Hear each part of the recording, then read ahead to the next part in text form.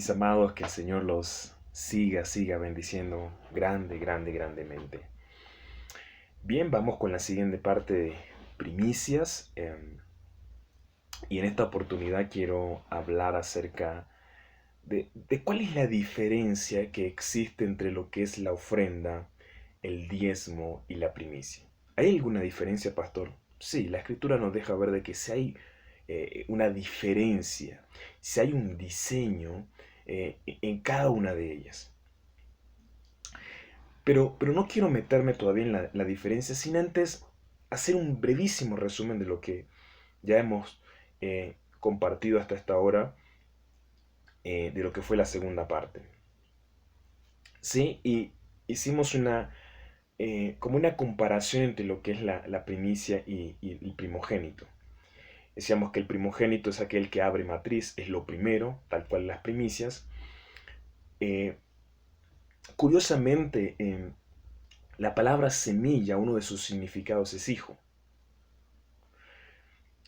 Volviendo a lo de primogénito, el primogénito era aquel que tenía una doble porción en la herencia. Era aquel que estaba habilitado eh, eh, para reemplazar a su papá, no solo en alguna firma, en algún tema de negocio, era el que podía reemplazar a- al padre de familia. Y digamos, cuando el padre llegaba a faltar, era el primogénito el que asumía como esa autoridad en la casa. Y no solo esto tenía esa implicación en el ámbito natural, sino también en el ámbito espiritual. Yo no voy a entrar a hablar más de este tema de la primogenitura. Acordémonos de que hay una disputa entre Jacob y Esaú por la bendición, porque era el primogénito sobre quien se vertía la bendición. En este caso, abrahámica. Bien, mencionamos unas posibles preguntas o cuestionamientos que la gente puede hacerse frente al diezmo y la primicia en particular. La gente no tiene problema con la ofrenda, en realidad el problema es con el diezmo y más que todo la primicia. Hicimos algunas preguntas o cuestionamientos que posibles que la gente puede hacer y nos dimos cuenta de que para nada tiene fundamento. ¿Sí? A mí me resulta muy impresionante ver de que cuando Dios llama a Moisés para darle el diseño para que pudiese hacer el tabernáculo donde Dios iba a habitar en medio de su pueblo, le da todo el diseño, pero no le da el dinero con el diseño. Y, y es el pueblo el que materializa el anhelo o el deseo de Dios, suministrando el dinero. Tanto es que Moisés les dice, mire, paren ya porque es demasiado lo que ustedes han dado para que se pudiese construir el tabernáculo. Entiéndase la obra del Señor, la voluntad del Señor, pero es el pueblo el que materializa, es decir, cielo y tierra se unen. Se une cielo y tierra, el deseo de Dios con el, el, el suministro o la provisión o el costo de ese sueño de Dios. Se unen. Cielo y tierra se unen. Y uno lo ve expresado aún en el tabernáculo. El tabernáculo tenía una parte de madera. Esto implicaba, la madera nos habla de la naturaleza humana, la naturaleza humana, y el horno nos habla de la naturaleza divina. Y ambos estaban impresos en el tabernáculo. Y que de alguna manera este tabernáculo estaba hablando también de Cristo mismo. Cristo, cuando Él asciende a los cielos, Él asciende con una naturaleza divina, pero también asciende con una naturaleza humana. Esto es lo que de alguna manera teológicamente se llama la unión hipostática. Ambas naturalezas se mezclan, se unen. Dos naturalezas en una persona, la unión hipostática. Este es el deseo de Dios. Cristo dice, lo que veo hacer a mi Padre, eso hago en la tierra lo que escucho decir a mi Padre, eso es lo que yo digo. Y Moisés, ¿qué hizo? Lo que vio en los cielos. El Padre nuestro nos dice que se haga aquí en la tierra como es en los cielos. Diseños, diseños. Todo responde a diseños. Entonces, en función de las preguntas o cuestionamientos que la gente hace, no tiene que ver con que esté escrito o no esté escrito, decíamos en la enseñanza anterior, sino que está escrito en el corazón. Y, y de alguna manera, ¿por qué Dios no está escribiendo en el corazón de muchas personas? Es decir, ¿por qué muchas personas no están obedeciendo al Señor y moviéndose en sus primicias, en sus diezmos? Hay gente que lleva mucho tiempo en el Evangelio y nunca ha dado una primicia. Entonces tiene que ver con que esto no se escribió en su corazón. Y no se escribió en su corazón porque su corazón no se ha convertido en un corazón de carne. Porque quizás ha permitido que su corazón se endurezca y se haga un corazón de piedra.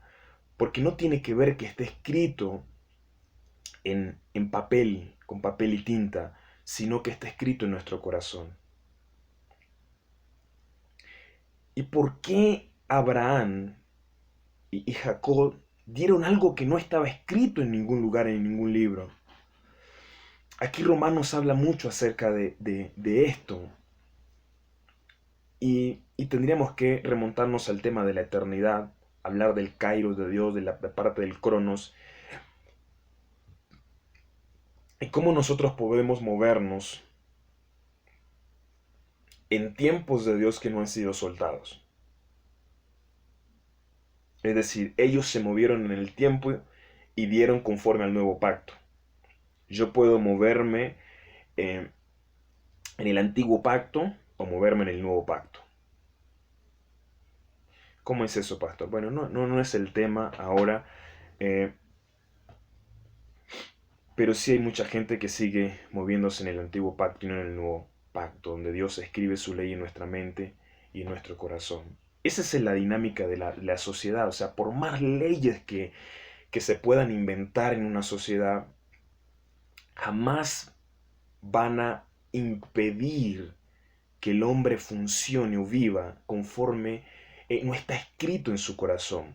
Por poner un ejemplo, por más que se incrementen, digamos, las penas para personas que le quitan la vida a otro por, ¿qué te digo yo?, violaciones, por robos, lo que sea, jamás el hombre dejará de hacer ese tipo de cosas. ¿Por qué? Porque no está escrito en su corazón no matarás, no está escrito en su corazón el no hacer daño a mi prójimo, no está escrito en su corazón. Entonces, por más leyes que se inventen, lo que no está escrito en mi corazón, yo no lo puedo vivir.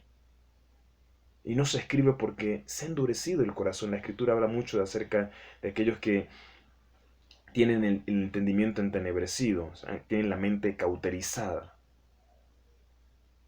Habla también del corazón endurecido. ¿Por qué Israel, decía Dios, son duros de servir, incircuncisos de corazón? Por eso no se podía escribir en el corazón de ellos. Entonces, ¿por qué mucha gente no da? No tiene que ver porque no esté en el Nuevo Testamento, es que no está en su corazón. Si Israel, aún escuchando a Dios hablar, no por medio de un libro, sino escuchando su voz en el monte Sinaí, truenos salían, humeaba el monte y aún así le desobedecían. Entonces no tiene que ver con que no esté escrito o no, tiene que ver que esté escrito aquí en mi corazón. Ahora, ¿cuál es la diferencia? Que realmente este es el corazón de esta enseñanza, pero ¿cuál es la diferencia entre ofrendas, diezmos y primicias? ¿Hay alguna diferencia, pastor? Sí, hay alguna diferencia. Eh, la ofrenda. Dice en 2 capítulo 9, versículo 6, leamos también el versículo 7, dice, pero esto digo, el que siembra escasamente, también segará escasamente, y el que siembra generosamente, generosamente también segará. Cada uno dé como propuso en su corazón, no con tristeza, etcétera, etcétera, etcétera. Es decir, la medida eh, de lo que yo voy a recibir está en lo que yo doy. Es decir, yo recibo conforme he dado. Si di 200 pesos, pues no puedo esperar 400, sino 200 pesos. Porque la ofrenda no multiplica. La ofrenda me retribuye, me devuelve. Es un boomerang. Estoy hablando de manera superficial la ofrenda. Ahora, el diezmo. El diezmo es apasionante. Es muy tremendo. Ustedes conocen lo que dice Malaquía: robará el hombre a Dios, pues vosotros, la nación toda, me habéis robado. Dice: Señor, ¿en qué me habéis robado? En vuestros diezmos y ofrendas, dice Dios. El versículo 10, que es el que me interesa leer, dice: traed todos los diezmos al alfolí, y haya alimento en mi casa. Noten esto. Está hablando Dios a través del profeta Malaquí y dice: traigan los diezmos y empezará a haber alimento en mi casa. No dice en la casa del pueblo, no dice en la casa tuya, no dice en mi casa, dice en la casa de Dios. Y probadme ahora en esto, dice Jehová de los ejércitos, si no os abrí la ventana de los cielos y derramaré sobre vosotros bendición hasta que sobreabunde. Y reprenderé también por vosotros al devorador, y no destruirá el fruto de la tierra, y vuestra vid en el campo. Bueno, entonces, ¿de qué nos habla el diezmo? El diezmo nos habla de revelación. Porque si dice habrá alimento en la casa de Dios, entiéndase, el alimento en la casa de Dios es la palabra de Dios. ¿De qué se alimenta el pueblo de Dios? De la palabra de Dios. Entonces, no toda palabra, tú me dirás, bueno, uno puede no diezmar y lo que sea, pero igual se va a dar palabra. Sí, de acá se puede dar palabra, pero no desde el trono de Dios, no desde el monte de Sión, desde el ámbito de los cielos, así como Cristo hablaba de lo que escuchaba decir. Es decir, cuando nosotros empezamos a movernos con un entendimiento de lo que es el diezmo, empezamos a dar alimento al pueblo del cielo. Israel, cuando estaba en el desierto, se alimentaba del maná que venía del cielo. Ahora, Cristo es el alimento provisto del cielo, nota, viene del cielo para alimentar nuestra vida. Yo soy el pan que del cielo descendió. Esto sería un tema apasionante y poderlo desglosar muchísimo, pero lo que quiero mostrarles es que el diezmo trae revelación. El diezmo trae revelación. Y sería interesante ampliar más este concepto, pero en algún momento como congregación vamos a hablar en profundidad del diezmo. El diezmo no es lo que tradicionalmente hemos escuchado: tienes que traer el diezmo para que yo te bendiga. Y no, mira, tú puedes no diezmar y no por eso te vas a quedar sin comida. Porque el diezmo no está diseñado para que haya alimento en tu casa, sino en la casa de Dios. Por eso es que ustedes van a ver, hay muchas congregaciones, no todas se mueven con un nivel de entendimiento, un nivel de revelación. Hay personas que se pueden escapar de su congregación, que te digo yo, 1, 2, 3, 4 años, y no se van a perder nada, siguen la misma cosa. ¿Por qué? Porque muchas veces los pastores se roban el diezmo. Es decir, ellos mismos no diezman. En ninguna parte dice que los pastores no deben diezmar. Porque antes de ser pastores somos hijos.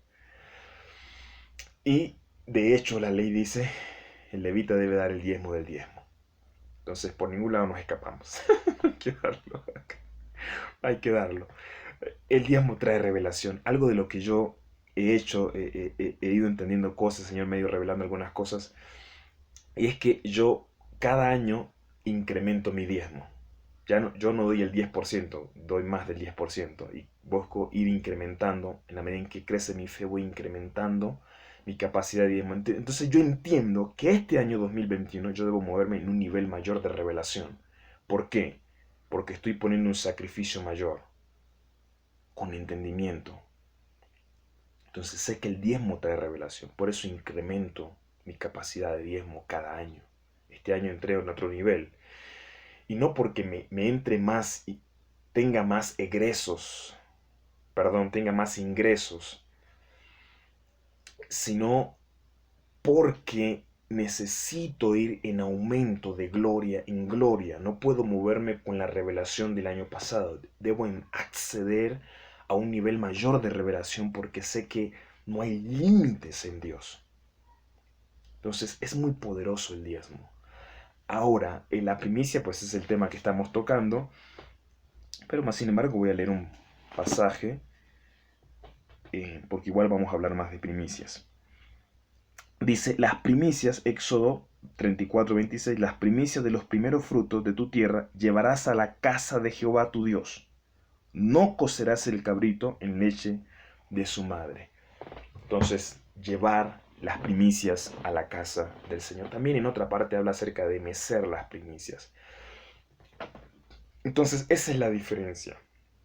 Perdón, esa es la diferencia que hay entre ofrendas, diezmos y primicias. Es que la ofrenda voy a recibir conforme yo doy. O sea, si yo quiero recibir harto, pues doy harto. Y los diezmos nos hablan de revelación. Ustedes van a ver que hay muchas personas que, por más tiempo que llevan el Evangelio, no tienen entendimiento en sus vidas. Llegan a la congregación, escuchan la palabra y aún no se queda, no permea su vida la palabra. A veces salen de la congregación y ya se les olvidó lo que el Señor impartió, dio para su vida. ¿Por qué? Porque ellos se roban el diezmo. Entonces, las tinieblas, según lo que leímos de Malaquías, dice que el devorador les roba. Ahora, también la palabra habla, dice que el que no entiende la palabra del reino, dice que Satanás viene y la roba. También acuérdense la parábola de la semilla que cayó en varios terrenos. Entonces, lo que fertiliza mi corazón como tierra es el que yo pueda dar mis diezmos, y más cuando nos movemos en un nivel de entendimiento. Entonces, una persona que puede ampliar su capacidad de diezmo y su pastor también ampliar su capacidad de diezmo, su pastor empieza a absorber de los cielos mucho más de Dios, pero también aquel que está bajo su cobertura y también se está moviendo en esto empieza a absorber todo. O sea, no todo el que está bajo la cobertura de una persona, de un pastor, absorbe todo lo que Dios está impartiendo sobre esa vida. Lo que habilita, lo que abre el grifo es el diezmo. El grifo de la revelación es el diezmo. El Señor los siga bendiciendo.